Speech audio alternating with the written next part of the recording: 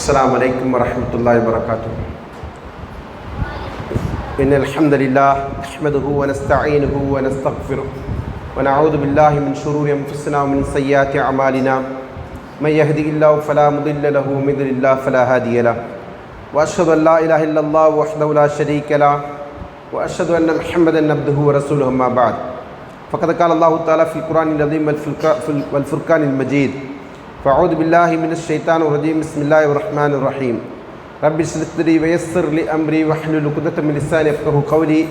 رب يسر ولا تعسر إن أريد إلا الإصلاح ما استطعت وما توفيقي إلا بالله عليه توكلت وإليه أنيب. அளவில்லா கருணையாளன் நிகழ்லா முடியும் அல்லாஹ்வின் பெயரை கொண்டு ஆரம்பிக்கிறேன். அல்லாஹ்வின் சாந்தியும் சமாதானம் நபிகள் நாயகம் ஸல்லல்லாஹு அலைஹி வஸல்லம் அவர்கள் மீதும் அவர்களுடைய வழிமுறையை பின்பற்றி வாழ்ந்த உத்தம சத்திய சஹாபாக்கள், தாபீன்கள், தபா தாபீன்கள், ஐமாக்கள் இன்னும் நல்லடியார்கள் அனைவர் மீதும் குறிப்பாக அல்லாஹுடைய கலாமை செவிமடுக்க வேண்டும், அதனுடைய பொருளையும் விளக்கத்தையும் அறிந்து கொள்ள வேண்டும் என்கிற உயர்ந்த நோக்கத்தோடு இந்த வகுப்பில் கலந்து கொண்டிருக்கிற நம் அனைவர் மீதும் அல்ல ரஹ்மான் அல்லாஹ்வின் கருணையும் கிருபையும் நிலவட்டும் என்கிற பிரார்த்தனை ஆரம்பம் செய்கிறேன். அன்புக்குரியவர்களே, சூரத்துல் பக்ராவுடைய 83 வரையுள்ள வசனங்களுக்கான விளக்கத்தை நாம் கடந்த அமர்வரையிலும் பார்த்திருக்கிறோம். இந்த அமர்வில் 84, 85, 86 ஆகிய வசனங்களுக்கான விளக்கத்தை இன்ஷா அல்லாஹ் பார்க்க இருக்கிறோம்.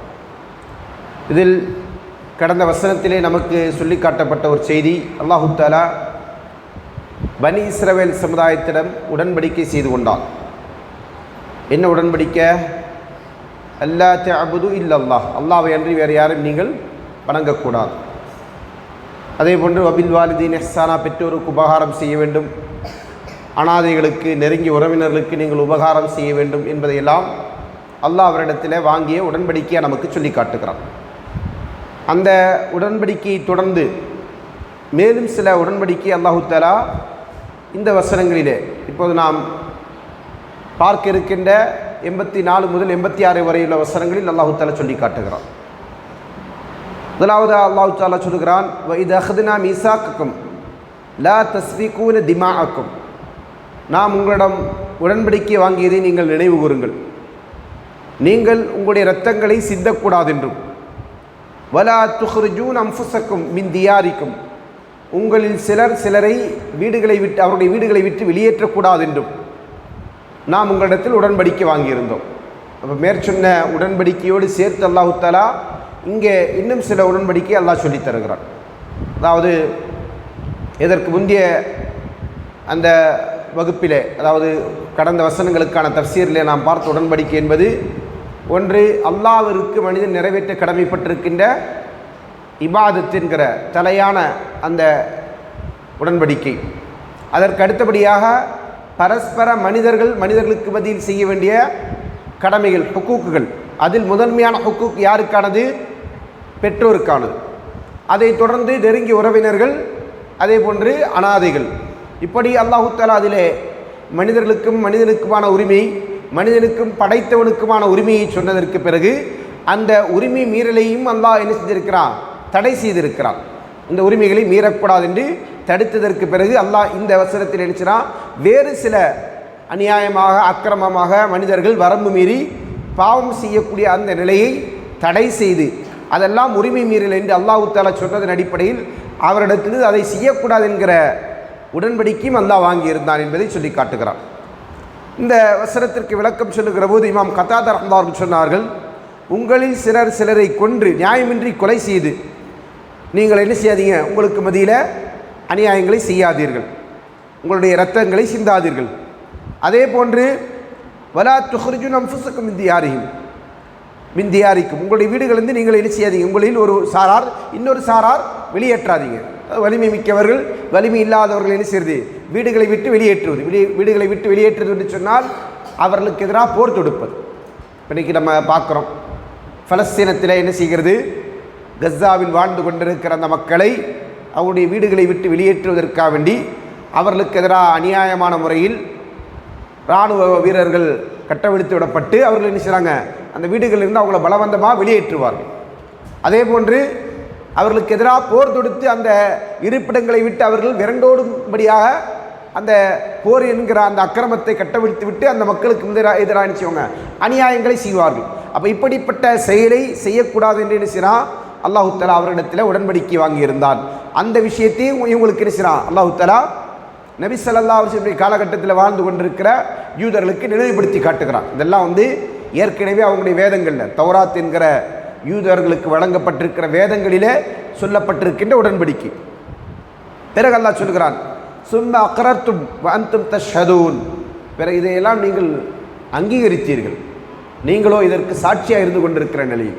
அதாவது அந்த தௌராத்திலே இது போன்ற உடன்படிக்கைகளில் சொல்லப்பட்டிருக்கிறது, அந்த உடன்படிக்கைகளை தௌராத்துடைய மக்கள் ஏற்றுக்கொண்டிருக்கிறார்கள் என்பதையெல்லாம் இந்த மக்கள் அங்கீகரித்திருக்கிறார்கள், அதற்கு அவர்களே சாட்சியாக இருக்கிறார்கள். இருந்தும் கூட அவர்களும் என்ன செய்கிறாங்க, இது போன்ற அநியாயங்களை அக்கிரமங்களை செய்கிறார்கள். இந்த வசனத்திற்கு விளக்கம் சொல்லுகிற போது இமாம் இப்னு கஸீர் அவர்கள் சொன்னார்கள், நபி ஸல்லல்லாஹு அலைஹி வஸல்லமுடைய காலகட்டத்தில் வாழ்ந்த யூதர்கள், மதீனாவிலே வாழ்ந்தவர்கள், அங்கே என்ன செய்கிறாங்க, அங்கே இருக்கக்கூடிய ஹவுஸ் ஹஸ்ரஜ், இது ரெண்டு யாருன்னு சொன்னால் மதீனாவில் வாழ்ந்திருந்த இணை வைப்பு செய்யக்கூடிய சமுதாயங்கள். இந்த ஹவுஸும் ஹஸ்ரஜும் இவங்க தான் யார், பிற்காலத்தில் அன்சாரிகளாக மாறினவங்க. அன்சாரிகள் என்பவர்கள் யார், ஹவுஸு ஹஸ்ரஜ், இந்த இரண்டு கோத்திரத்தினார் தான். இவங்க நபி ஸல்லல்லாஹு அலைஹி வஸல்லம் வருகைக்கு பின்னர் இஸ்லாமை தழுவிக்கொண்டு முஸ்லீம்களாக மாறினார்கள். இப்போ இந்த இஸ்லாம் வருவதற்கு முன்பாக ஹவுஸ் கோத்திரமும் ஹஸ்ரஜ் கோத்திரமும் பரஸ்பரம் ஒருவருக்கொருவர் போர் செய்யக்கூடிய நிலை இருந்தது. அதே நேரத்தில் இந்த மதீனாவில் வாழ்ந்திருந்த யூதர்கள், அவர்களை யாருன்னு சொன்னால் பனு நுதைர் என்கிற கோத்திரத்தினர், பனு குரைலா என்கிற கோத்திரத்தினர், அதே போன்று பனு கைனுக்கா என்கிற கோத்திரத்தினர்கள், இப்படி 3 கோத்திரத்தினர்களாக என்ன செஞ்சாங்க, யூதர்கள் அங்கே குடியமர்ந்திருந்தாங்க, வாழ்ந்திருந்தாங்க. இதில் பனு கைனுக்காவும் பனு நுதைரும் என்ன செஞ்சாங்க, ஹஸ்ரஜ் என்கிற அந்த மக்களிடத்தில் உடன்படிக்கை செய்து கொண்டு வாழ்ந்திருக்காங்க, ஒப்பந்ததாரர்களாக இருக்கிறாங்க. அப்படின்னா என்ன ஒப்பந்தம் அப்படின்னா, அவங்களுக்கு ஏதாவது பாதிப்பு ஏற்பட்டால் நாங்கள் அவங்க கூட வந்து நிற்போம். இப்போ நம்ம சொல்லுவோம் இல்லையா, கூட்டணி கட்சிகள், அந்த அடிப்படையில் ஹுலஃபாக்கள் கூட்டணி வைத்து கொண்டவர்கள் அவர்கள்.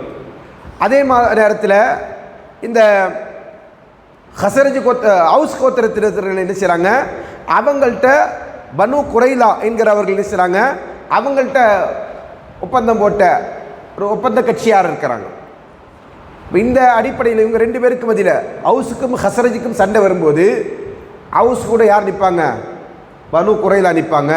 ஹஸ்ரஜ் கூட யார் நிற்பாங்க, பனு நதீரும் அதே போன்று பனு கைனுக்காவும். இந்த 2 கூட்டத்தாரும் அவங்க கூட சப்போர்ட் பண்ணி போருக்கு வருவாங்க.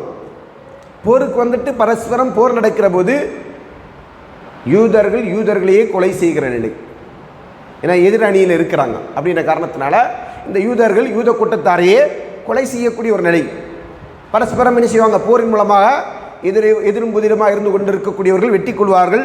அப்படி அந்த போர் நடக்கிற போது இதனால் பலரும் என்ன செய்வாங்க, கொன்றொழிக்கப்படுகிற ஒரு நிலை இருந்தது. அப்போ அல்லாஹ் என்ன செஞ்சிருக்கிறான், இப்படி தங்களுக்கு மத்தியில் இரத்தத்தை சிந்துவதை அவருடைய வேதத்தில் அவர்களுக்கு தடை செஞ்சிருக்கிறான். எப்படி ஒரு முஸ்லீம் இன்னொரு முஸ்லீமை கொலை செய்வது என்பது நமக்கு ஹராமு, இது நமக்கு ஹராம். ஒரு முஸ்லீம் இன்னொரு முஸ்லீமை கொலை செய்யக்கூடாது, செய்வது என்பது ஹராம், அது நரகத்திற்குரிய ஒரு பாவம். அப்போ அதே போன்றுதான் பனு இஸ்ரவேல் சமுதாயத்திடத்தில் அல்லாஹ் என்ன செஞ்சிருக்கிறான், இன்னொரு பனு இஸ்ரவேலை அவர்கள் கொல்லக்கூடாது அப்படின்ற ஒரு ஒப்பந்தத்தை அல்லாஹ் அவர்களிடத்தில் வாங்கியிருக்கிறான். இப்போ வாங்கியதற்கு பிறகும் அவங்க என்ன செஞ்சாங்க, இந்த ஒப்பந்தத்தை மீறி இது போன்ற போர்களில் ஈடுபட்டு பரஸ்பரம் என்ன செஞ்சாங்க, அவங்க அந்த போரிலே எதிரிகளாக இருந்து கொண்டிருக்கின்றவர்களை வெட்டி சாய்க்கக்கூடியவர்களாக இருந்தார்கள் என்பதை இமாம் இப்னு கஸீர் அவர்கள் இந்த வசனத்திற்கு விளக்கம் சொன்னாங்க. இதே கருத்தை என்ன செய்கிறாங்க, இமாம் இப்னு ஸைத் ரஹ்மத்துல்லாஹி அவர்கள் சொல்லியிருக்கிறார்கள், முஜாஹித் ரஹ்மத்துல்லாஹி அவர்கள் சொல்லியிருக்கிறார்கள். அதே போன்று இமாம் தபரி ரஹ்மத்துல்லாஹி அவர்களும் அவருடைய தஃப்சீர் தபரியில் என்ன செஞ்சிருக்கிறாங்க, இந்த கருத்தை பதிவு செய்திருக்கிறார்கள். இப்போ அதற்கு பிறகு அல்லாஹ் அவர்களிடத்தில் சொல்கிறான், சும்ம அன்தும் ஹாஉலாய் தக்துலூன அன்ஃபுஸக்கும் வ துக்ரிஜூன ஃபரீகம் மின்கும் மின் தியாரிஹிம், பிறகு நீங்கள் எப்படிப்பட்டவர்கள் என்று சொன்னால், உங்களில் சிலரை நீங்கள் கொலை செய்கிறீர்கள், உங்களில் சிலரை அவருடைய வீடுகளை விட்டு வெளியேற்றுகிறீர்கள். அது மட்டுமல்ல, துதாஹிரூன அலைஹிம் பில் இஸ்மி வல் உத்வான், வரம்பு மீறியும் பாவம் செய்தும் நீங்கள் உங்களுக்கு எதிராக செய்றீங்க, எதிராக புறப்பட்டு அவர்களுக்கு எதிராக தாக்குதல் தொடுக்கிறீர்கள், அதற்கு நீங்கள் என்ன செய்றீங்க, ஒத்துழைப்பு வழங்கக்கூடியவர்களாக இருக்கிறீர்கள் என்று அல்லாஹ் தஆலா அவர்களை பற்றி சொல்லிவிட்டு சொல்கிறான். வஇயதுக்கும் முஸாரா துஃபாதுஹும் வஹுவ முஹர்ரமுன் அலைக்கும் இக்ராஜுஹும். அது மட்டுமல்ல, உங்களில் அவர்கள் கைதியாக பிடிக்கப்பட்டால் அந்த கைதிகளுக்கு நீங்கள் என்ன செய்றீங்க, ஃபிதியா கொடுத்து அந்த கைதிகளை மீட்டெடுக்கிறீர்கள். உங்களில் உள்ளவர்கள் கைதியாக பிடிக்கப்பட்டால் அந்த கைதிகளை நீங்கள் என்ன செய்றீங்க, மீட்கிறதுக்காக வேண்டி இழப்பீட்டு தொகை கொடுக்குறீங்க. ஆனால் அவர்களை அவருடைய வீடுகளை விட்டு வெளியேற்றுவது என்பது உங்களுக்கு ஹராமாக இருக்குது. அப்படின்னு என்ன அல்லாஹ் சொல்ல வரான்னு சொன்னால், இதற்கு மேற் சொன்ன அந்த விளக்கத்தில் இமாம் இப்னு கஸீர் அவர்கள் அதே போன்று தபரி அவர்களாக சொல்கிறாங்க. இப்போ இந்த போர் நடந்து போரில் யாரோ ஒருவர் வெற்றி தோல்வி அடைவார்கள், அல்லது போரில் சில பேர் என்ன செய்வாங்க, கைதியாக பிடிப்பாங்க. போர் முடிஞ்சதற்கு பிறகு பனு கைனுகா அதே போன்று பனு நதீர் சரிங்களா, அதே போன்று பனு குரைதா, இவங்க ரெண்டு பேரும் இவங்க எல்லாம் எதிரும் புதிருமாக இருந்து போர் செஞ்சுட்டாங்க. அதாவது ஹவுஸோடும் ஹசரஜோடும் சேர்ந்து அதன் அடிப்படையில் 2 அணிகளாக நின்று போர் செஞ்சாங்க. இப்போ இந்த போரில் பனு குரைதாவை சார்ந்தவர்களும் பனு கைனுக்காவை சார்ந்தவர்களும் யாரால, பனு நதீர் என்கிற அந்த கூட்டத்தாரால் கைது செய்யப்பட்டிருப்பாங்க. சரிங்களா, அப்படி கைது செய்யப்பட்டிருந்தா அந்த கைது செய்யப்பட்டவங்களை இவங்க எல்லாருமா சேர்ந்து, அதாவது இந்த கைது செய்யப்பட்டவர்களை யார்கிட்ட இருப்பாங்க, ஒன்று ஹசரஜரத்தில் இருப்பாங்க, அல்லது ஹவுஸ் கோத்திரத்தில் இடத்துல இருப்பாங்க. ஏன்னா அவங்க 2 பேர் தான் அந்த போரை வழிநடத்தி சென்றவர்கள். ஆனால் இவங்க 2 பேர் கூட்டத்திலேருந்து யாரோ ஒருத்தர், இந்த 3 அணியிலேருந்து யாரோ ஒருத்தர், அது எதிரணியில் இருந்தவர்களுக்காக இருக்கலாம் அல்லது இந்த ஆதரவு அணியில் இருந்தவர்களுக்காக இருக்கலாம், யாரோ ஒருவரிடமிருந்து அந்த யூதர்கள் கைதியாக பிடிக்கப்பட்டு என்ன செஞ்சுருப்பாங்க, எதிரிகள்கிட்ட இருப்பாங்க. அப்போ இருக்கும்போது இங்கே 3 பேரும் ஒன்று சேர்ந்து என்ன செய்வாங்க, அவங்களுக்கு நம்ம எல்லாரும் கூட சேர்ந்து நம்ம சகோதரர் நினைச்சினோம் மீட்கணும், ஒரு யூதனை மீட்கணும். ஏன்னா யூதன் எல்லாருக்குமே சகோதரன், பனு குரைதாவுக்கும் சகோதரன், பனு நதீருக்கும் சகோதரன், அதே மாதிரி பனு கைனுக்காவுக்கும் யார் தான் அவங்க சகோதரர். அப்போ இந்த 3 அணியினர்கள் என்ன செய்வாங்க, போர் முடிஞ்சதற்கு அப்புறம் ஒரு யூதனை சார்ந்த ஒரு கைதி அங்கே பிடிக்கப்பட்டிருக்கிறான்னு சொன்னால் அவனை மீட்கிறதுக்காக வேண்டி இழப்பீடு கொடுப்பாங்க, இழப்பீடு கொடுத்து அவங்க மீட்டுருவாங்க. அப்போ இந்த விஷயத்தை அல்லாஹ் சொல்கிறான். ஆனால் இதுக்கு முன்னாடி அவங்க அல்லாஹ் என்ன சொல்லிட்டான், வீடுகளிலேருந்து வெளியேற்றுறது ஹராம் என்று சொல்லிட்டான். ஆனால் அதை செஞ்சுட்டு இப்போ என்ன செய்கிற, நீ உன் வேதத்தில் சொல்லப்பட்டிருக்குன்னு சொல்லி இது போன்ற ஒப்பந்தத்தை நிறைவேற்றியா அப்படின்னு கேட்டுவிட்டு அடுத்தது அல்லாஹ் கேட்குறான் அவங்கள பார்த்து, அஃபதுமினூன பிபஅதில் கிதாபி வ தக்ஃபுரூன பிபஅத். நீங்கள் வேதத்தில் சிலவற்றை நம்பிக்கை கொண்டு வேதத்தில் சிலவற்றை நிராகரிக்கிறீர்களா? என்ன நிராகரிச்சாங்க? என்ன நிராகரிச்சாங்க? அவங்க போர் செய்து தன்னுடைய சகோதரர்களை கொலை செய்யக்கூடாது என்று அல்லாஹ் தடுத்தான். லா தஸ்ஃபிகுன திமாஅக்கும், அதை அவங்க மீறாங்க. அதே போல் வலா துஹ்ரிஜூன மின் தியாரி வலா துஹ்ரிஜூன அன்ஃபுஸக்கும் மின் தியாரி, உங்களுடைய வீடுகளிலிருந்து உங்களில் சிலரை நீங்கள் செய்யக்கூடாது, வெளியேற்றக்கூடாதுன்னு அல்லாஹ் தடுத்தான். அதை அவங்க மீறாங்க. மீறிட்டு இதெல்லாம் மீறிட்டு அடுத்தது எதுக்கு வந்துட்டாங்க, அவங்க கைதியாக பிடிக்கப்பட்டிருந்தால் அந்த கைதியை மட்டும் என்ன செய்யணும், மீட்கணும், அதற்கு நம்ம எல்லாருமே இழப்பீடு கொடுக்கலாம் என்கிற இந்த சட்டத்தை நடைமுறைப்படுத்துகிறாங்க. ஆனால் அதற்கு முன்னாடி சொல்லப்பட்ட 2 சட்டத்தை என்ன செய்கிறாங்க, உதாசீனப்படுத்துகிறாங்க. இதை குறித்து அல்லாஹ் தஆலா ஏற்கனவே நமக்கு சொல்லியிருக்கிறான். வேதத்தில் சிலதை அதாவது மக்களுக்கு நீங்கள் நன்மையும்படி சொல்லிவிட்டு உங்களை நீங்கள் மறந்துருக்கிறீங்களா அப்படின்னு நல்லா கேட்கும்போது அந்த இடத்துல என்ன செய்யலாம், அல்லாஹ் ஒரு சிலவற்றை நீங்கள் எடுத்துக்கொள்றீங்க, இன்னொரு சிலவற்றை நீங்கள் செய்றீங்க, விட்டுறீங்க. அப்போ இது யூதருடைய ஒரு பழக்கம் என்பதை அல்லாஹ் தஆலா இந்த வசனத்தில் சொல்லிவிட்டு இதற்கு அல்லாஹ் தண்டனையாக சொல்கிறான். ஃபமா ஜஸாஉ மன் யஃஅல் ذلك منكم இல்லா خزي في الحياة الدنيا ويوم القيامة يردون إلى أشد العذاب وما الله بغافل عما تعملون. இப்படி யார் செய்கிறார்களோ அவங்களுக்குரிய கூலி என்னன்னு சொன்னால், இந்த உலக வாழ்க்கையில் இழிவு, உலக வாழ்க்கையில் அவர்களுக்கு இழிவு, மறுமையிலோ அவர்கள் என்ன செய்வாங்க, கடுமையான தண்டனையின்பால் திருப்பப்படுவார்கள் என்று அல்லாஹ் தஆலா சொல்லிவிட்டு அதை தொடர்ந்து அல்லாஹ் சொல்லுகிறான், நிச்சயமாக அல்லாஹ் நீங்கள் செய்கின்ற செயலை விட்டு அலட்சியமானவனா இல்லை, அல்லாஹ் கண்டு காணாமல் இல்லை, அல்லாஹ்வுக்கு எல்லாமே தெரியுது. அப்போ நீங்கள் என்ன செய்கிறீங்க, உங்களுடைய வரம்பு மீறுதலை, உங்களுடைய அநியாயங்களை, நீங்கள் செய்கிற அக்கிரமங்களை, நீங்கள் உடன்படிக்கை மீறுதலை செய்யக்கூடியவற்றை எல்லாவற்றையும் என்ன செய்யலாம், அல்லாஹ் அறிந்தவனாக இருக்கிறான் என்று அல்லாஹ் தஆலா என்ன செய்றான் சொல்லி காட்டுறான். இப்போ இந்த வசனத்திற்கு விளக்கம் சொல்லுகிற போது இமாம் முஜாஹித் ரஹ்மத்துல்லாஹி சொன்னாங்க, உங்கள் அல்லாத எதிரிகளிடத்தில் உங்களை சார்ந்த ஒரு அடிமை அகப்பட்டிருக்கிறான்னு சொன்னால் நீங்கள் என்ன செய்கிறீங்க, அவனை மீட்கிறதுக்கு இழப்பீடு தரீங்க. ஆனால் அவனே நீங்களே என்ன செய்கிறீங்க, கொலை செய்யவும் செய்கிறீங்க, உங்கள் கையால் கொல்லவும் செய்கிறீங்க. இது எப்படி இருக்குது, முரண்பாடாக இருக்கா இல்லையா என்பது தான் இதற்கான விளக்கம் என்பதாக என்ன செய்கிறாங்க சொல்லி காட்டுறாங்க. அடுத்ததாக அல்லாஹ் என்ன சொல்கிறான், இந்த தன்மையுடையவர்களை பற்றி அல்லாஹ் தொடர்ந்து சொல்லும்போது சொன்னால், உலாயிக்க அல்லதீன இஷ்தரவுல் ஹயாத்தத் துன்யா பில் ஆஹிரா. இவங்க யார் என்று சொன்னால், உலக வாழ்க்கைக்கு பகரமாக என்ன செஞ்சுட்டாங்க, மறுமைக்கு பகரமாக அவர்கள் என்ன செஞ்சுட்டாங்க, உலக வாழ்க்கையை விலைக்கு வாங்கி கொண்டார்கள். இப்போ நான் அர்த்தம், உலகத்தில் கிடைக்கக்கூடிய ஆதாயங்களுக்காக வேண்டி, இன்பங்களுக்காக வேண்டி அவர்கள் என்ன செய்கிறாங்க, இது போன்ற அக்கிரமங்களை, அநியாயங்களை, வரம்பு மீறல்களை அவர்கள் செய்கிறார்கள் அப்படின்னு நல்லா சொல்லிவிட்டு, அந்த அல்லாஹ்வுடைய உடன்படிக்கை அவங்க மீறுவதற்கான காரணம் உலகத்தில் கிடைக்கக்கூடிய நன்மைகள், ஆதாயங்கள். ஃபலா யுஹஃபஃபு அன்ஹுமுல் அதாபு வலா ஹும் யுன்ஸரூன். இப்படி செய்யக்கூடியவர்களுக்கு அல்லாஹ் என்ன செய்ய மாட்டான், அதாபை குறைக்க மாட்டான். மறுமையில் அவர்களுக்கு அல்லாஹ் தர இருக்கின்ற தண்டனைகள் ஒருபோதும் குறைக்கப்படாது என்று அல்லாஹ் சொல்லிவிட்டு, அது அவங்களுக்கு அது மட்டுமல்ல, வலா ஹும் யுன்ஸரூன், அவர்களுக்கு என்ன செய்யப்படாது, உதவி செய்யப்படவும் மாட்டாது. ஆனால் மறுமையில் உதவி என்பது அல்லாஹ்வின் புறத்தில் அன்றி வேறு எந்த உதவியும் கிடையாது. யாராக இருந்தாலும் சரி, மறுமையில் அவனுக்கு உதவி வேணுமா, வெற்றி வேணுமா, யார் தான் செய்யணும், அல்லாஹ் தான் உதவி செய்யணும், அல்லாஹ் தான் வெற்றியை தரணும். இப்போ அந்த அல்லாஹ் என்ன சொல்கிறான், உங்களுக்கு எந்த விதமான உதவியும் செய்யப்படாது என்று அல்லாஹ் தஆலா மறுமையில் அவர்களுக்கான இழிவை குறித்து இந்த வசனத்திலே சொல்லி காட்டும். அப்போ இந்த வசனங்கள் நமக்கு என்ன பாடங்களை சொல்லுகிறது என்று கேட்டால், எப்படி பனி இஸ்ரவேலர்கள் அல்லாஹ்வுடைய உடன்படிக்கையை மீறினார்களோ, அல்லாஹ்விடத்தில் அவர்கள் போட்டுக்கொண்ட உடன்படிக்கை, அவர்கள் ஏகத்துவம் என்கிற அல்லாஹ்விற்கு இணை கற்பிக்க மாட்டோம் என்கிற விஷயத்தில் உடன்படிக்கை செய்தார்கள், அதை மீறினாங்க. பெற்றோர்களுக்கு உபகாரம் செய்ய வேண்டும், நெருங்கிய உறவினர்களுக்கு உபகாரம் செய்ய வேண்டும், அதே போன்று அனாதைகளை பராமரிக்க வேண்டும் என்கிற உடன்படிக்கை அல்லாஹ்விடத்தில் செய்தாங்க, அதை மீறினாங்க. அதற்கு அடுத்தபடியாக பரஸ்பரம் ஒருவருக்கு கொலை செய்யக்கூடாது. ஏனென்றால் கொள்கை அடிப்படையில் அல்லாஹ்வை நம்பிக்கை கொண்டிருக்கிற எல்லா மக்களும், அவர்கள் எந்த காலகட்டத்தை சார்ந்தவர்களாக அல்லது எந்த நபியை பின்பற்றியவர்களாக இருந்தாலும் சரி, அந்த மக்கள்லாம் யார், ஒரே உடலை போன்ற சகோதரர்கள்.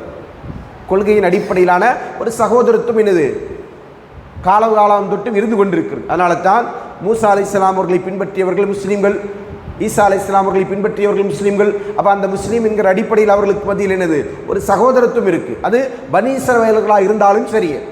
அப்போ அப்படி இருக்கும்போது அதை என்ன செய்யக்கூடாது, முறிக்கக்கூடாது என்று அல்லாஹ் சொல்லுகிற கட்டளையை மீறினார்கள். அது மட்டுமல்ல, அவர்களுடைய வீடுகளை விட்டு வெளியேற்றுவது, அதாவது அந்த அவர்களுடைய வீடுகளை ஆக்கிரமிப்பதற்காக வேண்டியோ அல்லது அவர்களுடைய வீடுகளிலிருந்து அவர்களை வெளியேற்றி போர் செய்து அவர்களை கொன்றொழிப்பதற்காக வேண்டியோ அவர்களுக்கு எதிராக அநியாயங்கள் கட்டவிழ்த்து விடுவதையும் அல்லாஹ் என்ன செஞ்சிருக்கிறான், இந்த வசனங்களில் பாவம் என்று தடை செய்திருக்கிறான்.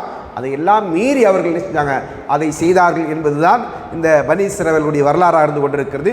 இந்த வரலாறை என்ன செய்கிறான் அல்லாஹ் மதீனாவில் வாழ்ந்து கொண்டிருக்கின்ற யூதர்களுக்கு எடுத்து கூறி அதையெல்லாம் பழசெல்லாம் நான் நினைவூட்டு நீங்கள் என்ன செய்யக்கூடாது, இந்த வேதங்களில் சொல்லப்பட்டிருக்கிற உடன்படிக்கைக்கு மாற்றமாக செல்லாதீர்கள், உங்களுக்கு அதெல்லாம் நினைவுபடுத்தி தரப்படுகிறது. அப்போ அந்த நினைவுபடுத்தி சொல்லப்படுகிற அந்த செய்திகளை ஏற்றுக்கொண்டு என்ன செய்யுங்க, அதன் அடிப்படையில் வாழுங்கள் என்கிற கட்டளை எல்லாம் இந்த மக்களுக்கு சொன்னான். ஆனால் இதற்கு பின்னரும் கூட அவர்களில் ஒரு சிலரை தவிர, சொற்பமானவர்களை தவிர இந்த உடன்படிக்கை மீறினார்கள். நினைவூட்டப்பட்டதற்கு பிறகும் வேதங்களை அவர்கள் நினைச்சாங்க, வேதத்தினுடைய உண்மைகளை அவர்கள் புறக்கணித்தார்கள் என்பதுதான் வரலாறு. இன்ஷா அல்லாஹ் இதை தொடர்ந்து அல்லாஹ் தஆலா மூசா அலைஹிஸ்ஸலாம் அவர்களுக்கு சொன்ன மேலும் சில செய்திகள் இருந்து கொண்டிருக்கிறது. அல்லாஹ் நாடினால் வரக்கூடிய அமர்வுகளிலே அதை குறித்து நாம் அறிந்து கொள்ள இருக்கிறோம். ஆக அல்லாஹ்வுடைய கட்டளைகள், அது பனி இஸ்ரவேலுக்கு அல்லாஹ் சொன்னதை நமக்கு இங்கே நினைவுபடுத்தி காட்டுவதற்கான காரணம், நாம் அவர்களை போன்று அல்லாஹ்வுடைய வேதத்தில் சிலவற்றை நம்பிக்கை கொண்டு சிலவற்றை மறுக்கக்கூடியவர்களாக இருக்கக்கூடாது. அல்லாஹ் சொல்லுகிற கட்டளையில் அனைத்தையுமே அல்லாஹ்விடமிருந்து நம்ம பெற்றுக்கொண்டு இருக்கின்ற கட்டளை என்கிற அடிப்படையில் நம்பிக்கை கொண்டு அதை ஏற்றுக்கொண்டு செயல்படுத்தக்கூடியவர்களாக இருக்க வேண்டும். அல்லாஹ் தஆலா அதற்குரிய நல்ல தௌஃபீக்கினை நம் அனைவருக்கும் வழங்கட்டும் என்கிற பிரார்த்தனையோடு நிறைவு செய்கிறேன். வாஹிர் அல்ஹம்துலில்லாஹி ரப்பில் ஆலமீன். அஸ்ஸலாமு அலைக்கும் வரஹ்மத்துல்லாஹி வபரகாத்துஹு.